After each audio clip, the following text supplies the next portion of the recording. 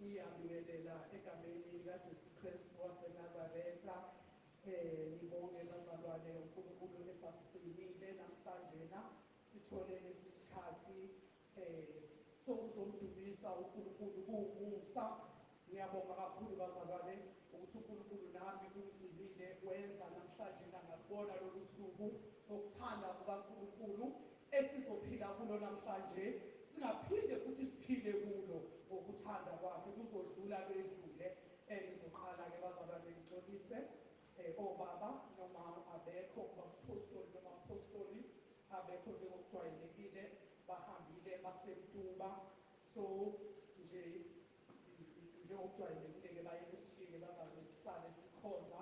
Siyambonga uNkulunkulu, sibakhulekele, sibabeke emkhulekweni nabo lapha abakhona ukuthi uNkulunkulu abakuyele, abavikele, abe nabo besayokwenza umsebenzi wakhe uNkulunkulu. uJesu Kristu inkosi bazalwane. Ezwini lenkosi-ke lanamhlanje uNkulunkulu afuna silibheke izwi lenkosi bazalwane lanamhlanje silithola kuHezekiel 33. Yilapho esizobonisana khona ngezwi likaNkulunkulu lanamhlanje sibone ukuthi sithola ini. Mangizwiswe mangizwiswe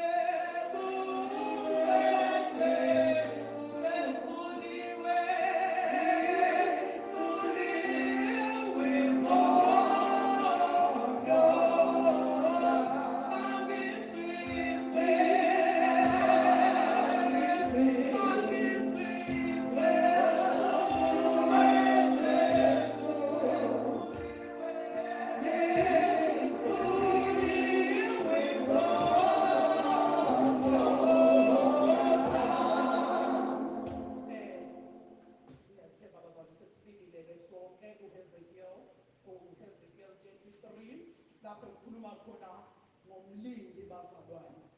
Lifundeka kanjena-ke izwi lenkosi lithi, izwi likaJehova lafika kimi lathi. Izwi likaJehova leli lafika kuHezekiel lathi, ndodana yomuntu, khuluma kubantwana babantu bakho uthi kubo, lapho behlisela phezu kwezwe inkemba, abantu bezwe bese bethatha umuntu phakathi kwabo bambeke umlindi wabo. Uzokhuleka-ke bazalwane ufunde amanye amavesi lana, ngisacela nje sikhuleke phezulu. Baba, egameni likaJesu Kristu waseNazaretha, uNkulunkulu wethu ongcwele, nanti izwi lakho lingubuqobo, izwi lakho Nkosi yethu engcwele liyinkemba ekhalipha nhlangothi zombili, izwi lakho Nkosi lingamandla, izwi lakho liyiqiniso, izwi lakho Nkosi lidabula amanzi, izwi lakho lidabula umlilo, izwi lakho uNkulunkulu wethu ongcwele liphuzisa imbabala, izwi lakho wadala ngalo izulu nomhlaba. Ngiyacela uNkulunkulu wethu ongcwele ukhulume ngalo, ulichaze ngomoya wakho ongcwele, ngoKristu Jesu oyinkosi noyindodana yothando lwakho. Amen. Jesu Kristu inkosi.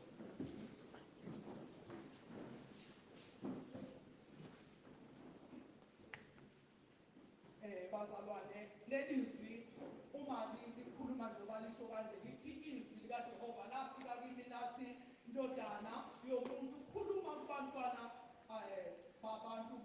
babantu bakho uthi kubo, lapho ngehlisela phezu kwezwe inkemba, abantu bezwe bese bethatha umuntu phakathi kwabo bambeke umlindi wabo. So ke bazalwane, sizoqala sibukise lapho bambeke bameze abe umlindi wabo. Umuntu uma ewumlindi egadile ebekiwe, ukubekwa ukuthi agade, mhlawumbe njengokuthi wenziwe ugade izwe, ngenze nje i-example ngoba kuthiwa abantu bezwe bese bethatha umuntu phakathi kwabo bambeke umlindi wabo. Umlindi ngesingisi kuthiwa i-watchman, usuke egade ukuthi mhlawumbe ugadile, angagada izwe, angagada mhlambe iproperty angagada abantu njengoba begada ugada ini ukuthi abantu bahlale bephephile. So uma kwenzeka ngike ngabona ngelinye ilanga kwenzeka kwelinye izwe kugadwe ukuthi uma kukhona okwenzakalayo kukhalwa kubethwa ini kukhaliswa ama-siren ukuze abantu abasezweni uma bezwa i-siren benze njani babaleke ukuze benze njani baphephe. Ngesikhathi kukhala insimbi kukhala ama-siren bagijime bonke baphume bayaphuma babalekela endaweni eyini enokuphepha. Nawumlindi-ke ugadile la uyabekwa agade ukuthi abantu baphephile yini. Okungukuthi nobani ophakathi kwethu la uwumlindi khona waba abalindi ekhaya, umama uwumlindi wekhaya, esikoleni abalindi othisha, enkonzweni babekile uNkulunkulu abaprofethi nabavangeli nabafundisi nabo bonke umlindi bayalinda bagadile balalele izwi likaNkulunkulu bese kuyibona abalehlisayo. Uthi nalapho yena esebona inkemba lomlindi uzobona inkemba iza ebona inkemba yehla phezu kwezwe abethi icilongo axwayisa abantu ubekiwe bambekile.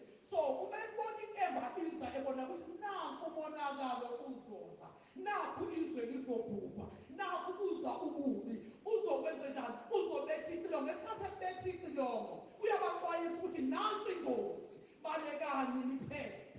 So kanjalo-ke nala kwenziwe kanjalo bese kuthiwa okuzwayo ukukhala kwecilongo angaxwayi kodwa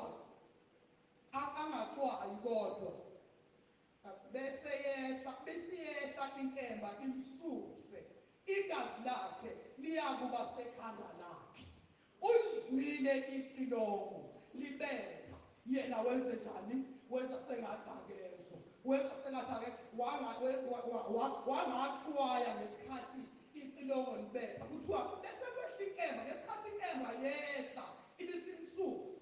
Kungenzeka imsuse uma sibuyisa ngokwenkolo imsuse ekukholweni selibethiwe icilongo phakathi yamsusa inkemba mhlawumbe wahlala uhlezi kodwa usenjani usesusiwe noma yamsusa inkemba wafa. Uma esefile igazi lakhe liyakuba sekhanda lakhe ngoba uzwile libethiwe icilongo yena wenza sengathi akalizwa icilongo wathula waqhubisa elakhe igazi liyoba semahlombe akhe ngokuxwayisiwe ngokuthi nansi ingozi iza labetha icilongo umlindi walibetha yena wangeza. Bese siqhubeka uverse 5 futhi-ke ukukhala kwecilongo wakuzwa kepha ukukhala kwecilongo wakuzwa kepha akaxwayanga igazi lakhe liyakuba kuye uma exwayile ezophulile. Ukuba ubezwile ngesikhathi kukhala icilongo wenze njani? Waxwaya igazi lakhe bezozophula ogqibeni lokuthi angangeni enkingeni. Lento le ibe umfaniso kusa-metaphor like ukuthi kuyalinganiswa. Bese lizothi-ke izwi kuverse 6 uthi kepha umlindi nangumlindi ebona inkemba yehla uyabona ukuthi inkemba iyehla angabethi icilongo abantu bangaxwayi akalibethi icilongo uyabona ukuthi nansi inkemba izokwehla kodwa uNkulunkulu semtshelile izwi ngoba uNkulunkulu livezile izwi angakhulumi ukuthi bantwana bakaNkulunkulu lokhu asikwenzi ngoba masenza lokhu uma siqhubeka nezinto ezimbi sizenza inkemba izokwehla bese siyabhubha.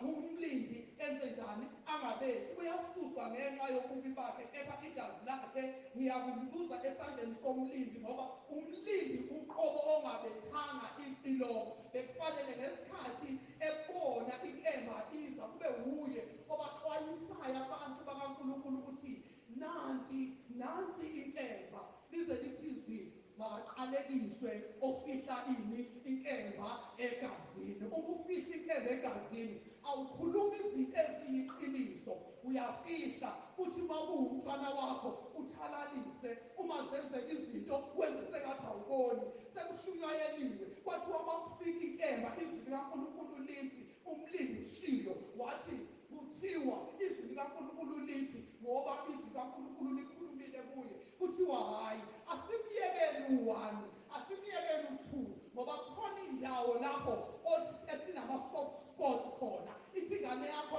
yona uthule wenze ngathi awuzwa, uthene a-blind eye ngathi awuboni. Iphume ingane yakho kuwe ingagqokile wenze sengathi awuboni, ungayexwayisi. Uhlale nabantu phakathi kwabantu abagqoka iy'phandla, abenza amadlozi, abenza yonke into, abahlabela, abenza zonke izinto ey'phambene noNkulunkulu, uthule wenze sengathi awuboni. Kodwa uwumlindi wena, awubaxwayisi. Igazi labo liyobuzwa kuwe ngoba wena othulile wangabaxwayisa. Kodwa uma ngabe ubaxwayisile, ubulibethile icilongo, bebezozwa bese benzenjani? Mabeyishiya indlela yabo bazophule ogibeni. Lithi izwi, kepha uma umlindi ebona inkemba ukuthi nansi inkemba izokwehla, napho abantu bakaNkulunkulu benza ebandleni likaNkulunkulu, napho kuzokwehla inkemba, nawe uNkulunkulu ezokwehlisa inkemba, napho kuthiwa abazalwane siyakholwa, kodwa ukuthi uyabheka abahambi ngendlela ekufanele kuhanjwe ngayo. Uthule uthi ngizothinwe, kodwa uNkulunkulu mhlawumbe usekhulumile ngisho nokukhuluma ukuthi hhayi bo, xwayisa abantu bami, batshele ngokuthi akuyenziwa kanje. Uthule wena, uqubise nakho. Uyibone ingane yakho ihambe ibuye ebusuku, uthule. Imoshe ingane yakho phambi kwakho, uthule, ngoba eyakho. Zimoshe iy'hlobo zakho phambi kwakho, uthule. Akukhathaleki uma uwumlindi uzokhuluma noma ukuphi ngoba uzokufuna ukumaphula.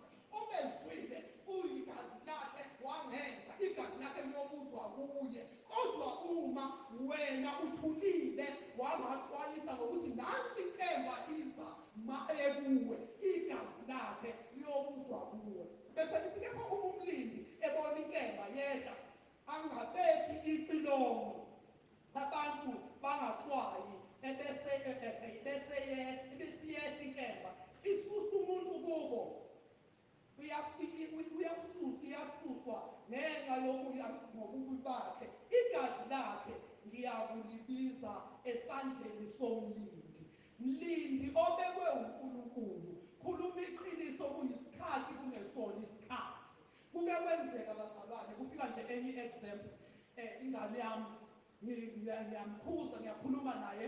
Iy'ngane ziba nakho lezi zinto zokuthi uma umuntu eseyifuna into afuna ukwenza ngendlela yakhe, athi hayi mina mama nje uma ngithi ngiyakhuluma nawe uvele ushumayele ube umfundisi. Mina ngifuna umfundisi namhlanje, ngifuna umama wami, ngifuna umuntu. Kusho ukuthi ufuna ukhuluma into ezomkhitaza ezohambisana naye. Ngithi mina ufuna umama wakho, wake waba nguphi lo mama wakho owake wakhuluma lento ofuna ukuthi ayikhulume? Wathi angifuni mina ungishumayeze, ngifuna ukuthi ukhulume. Ngathi cha, yabona lokho engikushoyo ikhona okuyikhona impela, ngizokusho kanje, ngiyokusho nakanje. Kwaphinde futhi kwenzeka nangokunye, afuna ukuthi kufuneka ukuthi na abhale, enza ikhadi zokusho namahloni, enza ikhadi lomshado, ufake ukubhala ikhadi ukuthi you are invited in the holy. Ngithi mina susa uholy, into eholi, into uma ithi iholi isuke iholi ingcwele.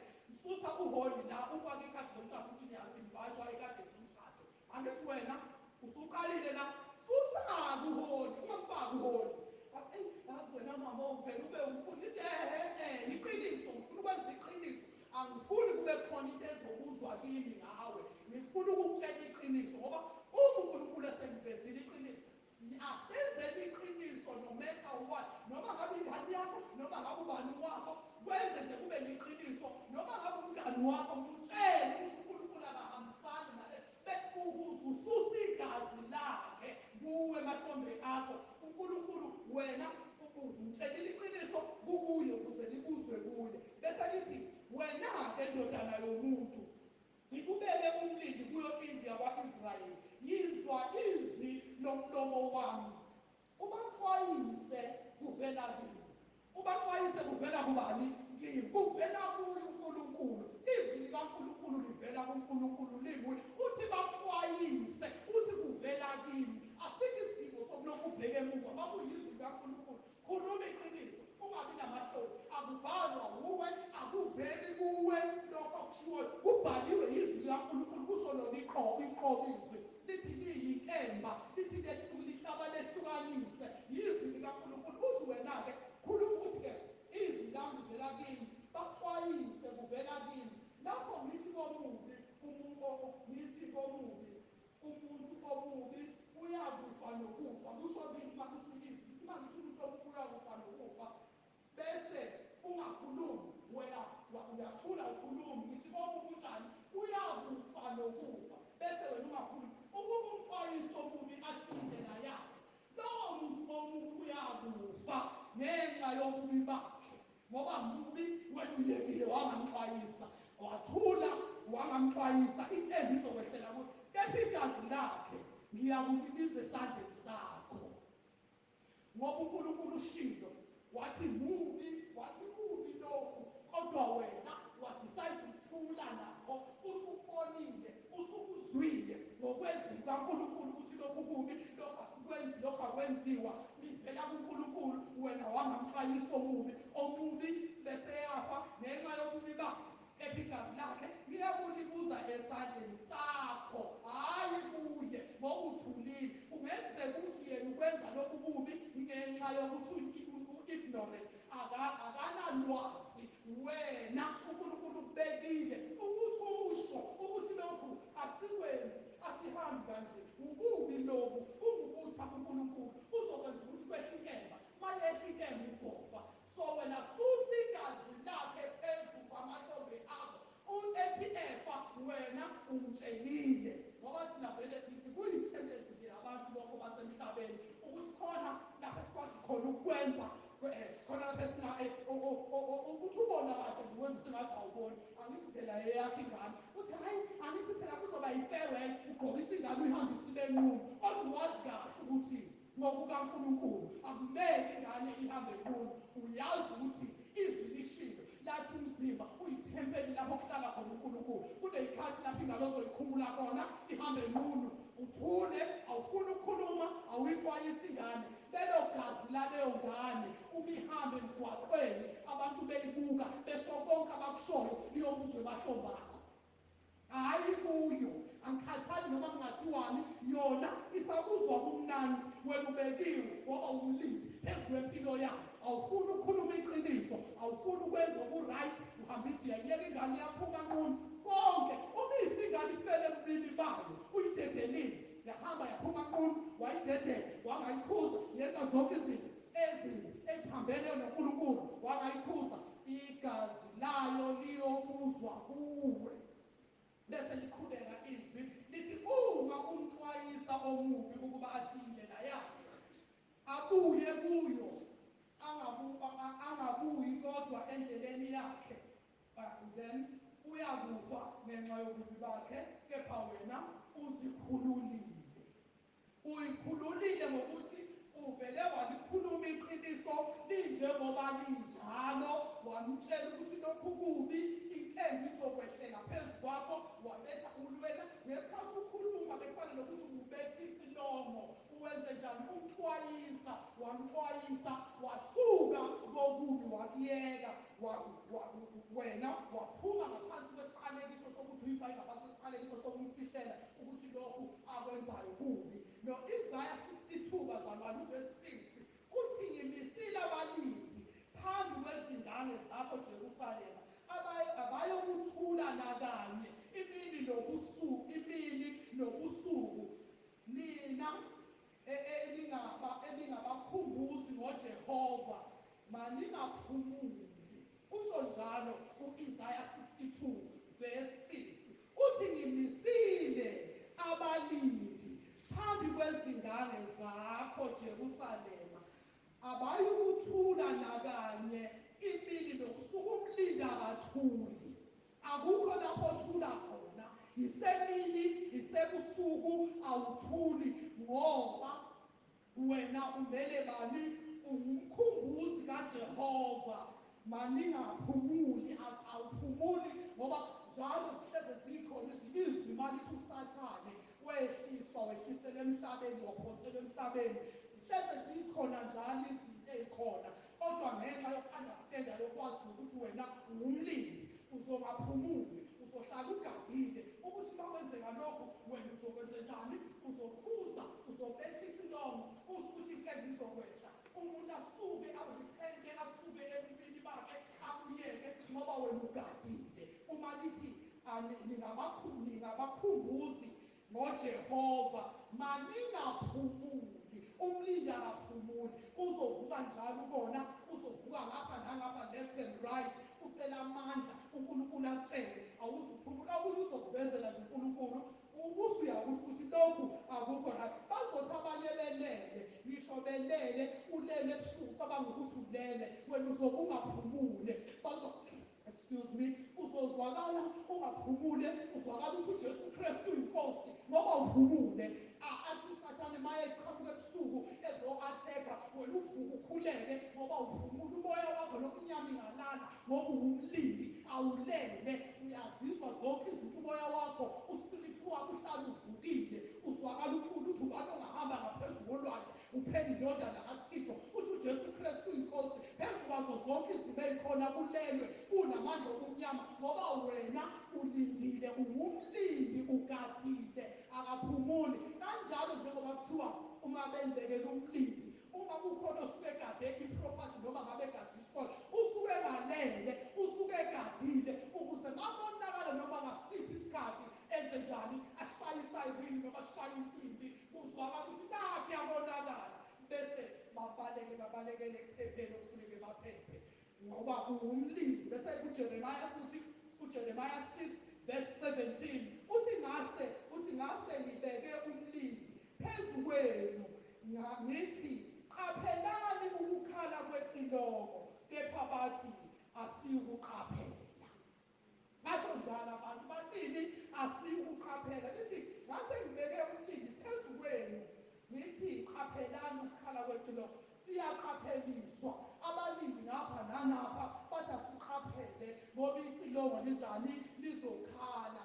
Uthi ngathi qaphelani ukukhala kwecilongo, kepha bathi asiyukuqaphela. Uma ngabe kuthiwa qaphela, ukhuzwa ngapha nangapha, ungafuni wena, uthi angiyukuqaphela, yilapho-ke igazi lakho eliyobuzwa kuwena ngoba umlindi ubekiwe, kwathiwa agade ukuthi uma kukhona okwenzakalayo asho, abethe icilongo, bese wena uthi asiyukuqaphela. Kukithi-ke bazalwane, letilele kumzalwane nomzalwane, ukuthi uyafisa yini ukufihla inkemba egazini, uyafisa yini ukubona umuntu enza ububi phambi kwakho uthule, uyafisa yini ukubambathana nezono uthule, abhubhe umuntu umbonile, lapho iso lakhe lehlele khona elibone khona ngoba ububekiwe, wabona, wathula, wabona umzalwane wakho ehamba, wabuya nge-weekend usefaka iy'phanga, athi hayi awukahle angibambathe, wathula.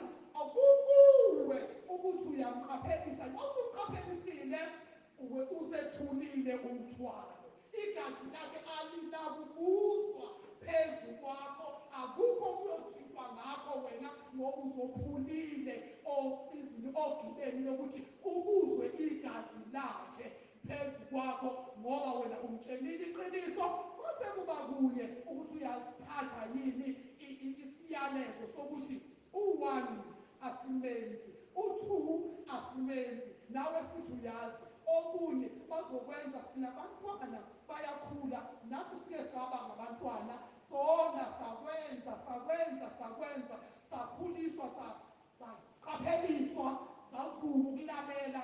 Uma nje wena ukwazi umyale umtshele omunye umuntu uthi ungamenzi u-1, uyamqaphelisa lapho, uyafana nawe nomlindi ngoba izwi uyalazi, lifikile izwi kuwena, selishuyeliwe izwi, usutsheliwe ngezwi, usuyamazi u-1 ukuthi u-wrong, u-2 ukuthi u-wrong. Ma ungafuni, baleka, ungathwali igazi lomunye umuntu ngobubi bakhe ngoba wena uthulile ungakhulumanga. Ngike ngasho bazalwane ngelinye ilanga nathi sake saphucwa siphuca izinto zethu ebesiy'thanda sesiqashelisiwe ngazo. Uma kuthiwa lethani amacici, sithi thina hhayi asifuni namacici ethu. Liyafika izwi lithi kunye manje incane manje into ezokufaka esihogweni. Ngithi ngisalalele, hawu yini inkosi ezongifaka esihogweni? Ngiyakwazi ukulizwa izwi malifika kimi malikhuluma umdumo omkhulu, kube ngathi kukhulunywa nomhlaba wonke. Lithi ncane into manje ezokufaka esihogweni. Ngithi ngisathi ngisalalele, uqhamuka umuntu ethi lethani lamacici, siba-2 siwafakile, waletheni siwathathe lamacici simnike, bese vele liyaphela lelizwi bese iyahamba na. Ngithi Nkosi, ngiyakubonga uNkulunkulu wami ukuthi kade ngingafuni ukulalela, ngikwenza leli nyanga nje ngabe ngaze ngenza ubuqili. Ngithi hhayi ngizowafaka amnyama manje amancane ngiwafake. Ngize nawo la enkonzweni, afike leli langa ngaze abanjwa sisithuka ngaze acishe ngasheshukelwa indlebe la. Sengiwahlophula phela sengenze ukuthi abazalwane bengaboni. Whatever thing ozoyenza noma ngabe yini, uma kukhona abantu ofuna bengakuboni uyenzile, yiyeke leyo nto. I-wrong. So abantu angazi noma indlela ehlephukile yini, nami sengizama ukususa phela ngithi sengisenkonzweni ukungalaleli lokho. Base umlindi wayesesusile kuye wasitshela wathi uNkulunkulu akathokozi no-1 no-2 no-3. uNkulunkulu akathokozi ngempela bazalwane. Singeke ngakhohlisane ngoba siphile emhlabeni sicabanga ukuthi khona into errong. Mina nami ngikhuluma ekwazini, nami ngake ngabona ngelinye ilanga kwehla kwangathi umhlaba wonke uflet, kwehla umuntu wehla ngapha phezulu. Uthe mayehla wehla waveza lesi sandla, ngangakwazi ukubona la efake i-crown enkulu emhlophe, waveza lesi sandla wahlala emkhathini wathi bonke abangabami abakhumula imizimba yokwenyama beze ngokomoya. Baqala abantu bacula bathi ngibone yena ongithandayo, ngihlale naye umfeni wami, bekhuphuka kodwa idlanzana elincane. Yonke laba abanye abahlezi phansi bahlezi bayakhala, akwenzeki lento ethi khumulani imizimba yokwenyama nize ngokomoya. Bakhona abakwazi ukutransforma bashintshe bakhuphuke baye phezulu. Baqula nje bathi ngibone yena ongithandayo, ngihlale naye umfeni wami. Usememezile uvele nje wahlala phezulu lapha waphakamisa lesi sakhe wathi bonke abangabami abakhumule imizimba yokwenyama beze ngokomoya. Ngabona bependile konke lana ngamashiya, befake amashiya amakhulu, befake i-makeup, iy'nwele befake yonke lento ziningi iy'nwele. Bayakhala sekuze la olayini lenyembezi bebheke phezulu bengakwazi ukuthi bashintshe. Ongayibona yonke lento yasemhlabeni kugqokiwe iy'kete ey'ncane ey'ngekho kugqokiwe amabhulukwe. Bayakhala bafike babheke phezulu, idlanzana elincane likhuphukile lafike lahlala eduzane. Ilokhu lishilo nje lithi ngibone yena ongithandayo, ngihlale naye umfeni wami. Ungafuni ufuna ukususa ikhala, mutshele umuntu iqiniso, yiba umlindi weqiniso ukuze ungabuzwanga gazi likamuntu emahlombe akho. Uthi ngoba wena usulikhulumile iqiniso, suka umyeke, umtshele noma ngakubuka kabi kanjani, umtshele ukuthi uyazi ukuthi u-1 u-2 uNkulunkulu wamdala umuntu wathi kuphelele, wathi kuhlawuboni yini ukuthi ngokwenza kwakho u-1 no-2 izwi lenkosi lithi asingakwenzi ukuthi bese mayiqhubeke kwenza awusangene nabo, usuyihlanzile wena, ukwenzile okwakho uNkulunkulu abethi kwenze. Asingubalekeleli inkemba kaNkulunkulu ingehleli kithi, asingayifihli inkemba egazini, asenzeni iqiniso phambi kukaNkulunkulu.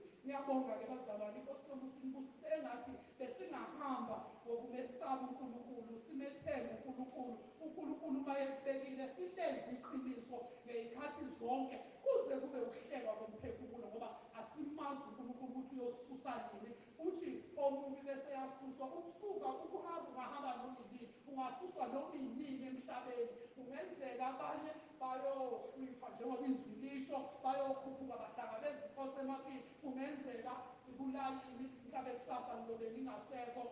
Uma ngihamba usungitshelile awunacala eliyobuzwa ngaphezulu kwami, ngoba ungitshelile ngizocela ubaba uMthembu asikhulekele sibonge izwi kaNkulunkulu.